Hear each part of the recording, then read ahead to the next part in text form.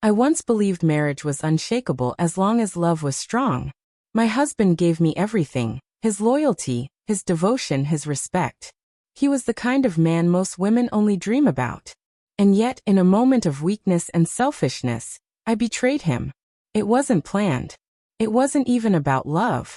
It was a reckless mistake I convinced myself I could bury. But secrets have a cruel way of surfacing. And when mine finally did, it didn't explode in shouting or chaos. It revealed itself in silence. His silence. And that silence wounded deeper than any rage ever could. When he found out, I braced for fury, for broken dishes, for accusations, for words sharp enough to tear me apart. But none of that happened. He only looked at me. Those eyes, once warm and full of tenderness, were now hollow and unreadable. He didn't demand explanations or ask why. He just stood there, saying nothing. And that nothing cut sharper than a blade. His silence was final, cold and absolute, as if I was no longer worthy of his voice. Living under the same roof after that became unbearable, but I knew I had earned it. We still ate together, followed the same routines, slept in the same bed, but the soul of our marriage was gone. He no longer kissed me good morning. He no longer reached for my hand in passing. He no longer looked at me with the love that once made me feel safe. Instead, it was like sharing a home with a stranger, one who knew me better than anyone, but refused to see me at all. Nights were the worst. Lying beside him, I felt the chasm between us. His back turned toward me, his body stiff, unyielding, as if building a wall I couldn't break. I tried everything, cooking his favorite meals, slipping little notes of apology, dressing in ways I knew once caught his eyes. But nothing broke through.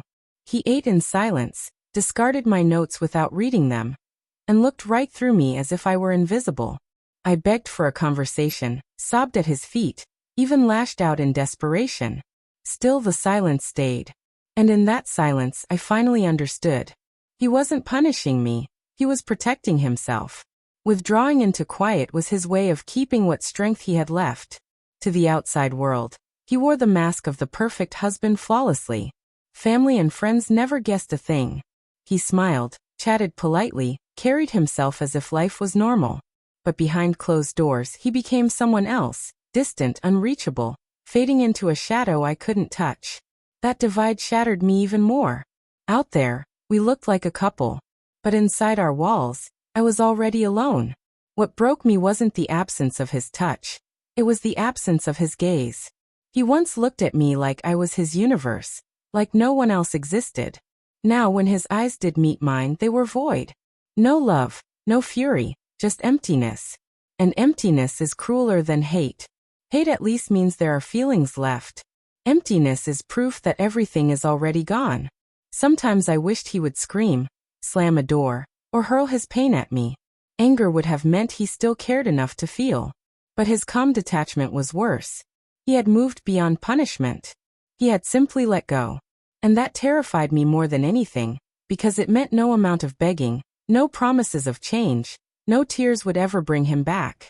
He had already left me in his heart. The guilt consumed me. Every time I looked at him, I saw the man who once adored me, who trusted me with his soul. And I remembered how I threw it away for nothing. A fleeting moment had destroyed a lifetime. I didn't just betray him. I betrayed myself, destroying the happiness and love I once had. All that remained was the wreckage of my mistake. Now every morning, I wake up hoping for a miracle.